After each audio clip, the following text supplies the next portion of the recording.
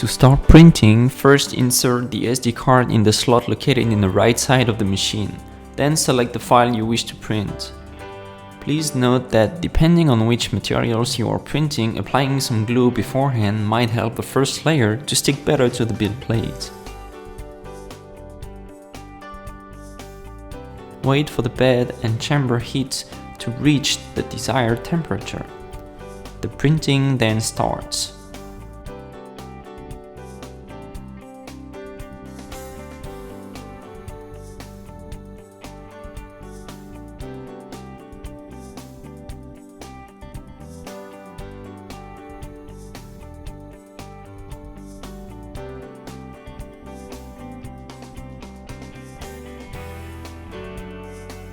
After the print is completed, wear gloves to remove the magnetic build plate.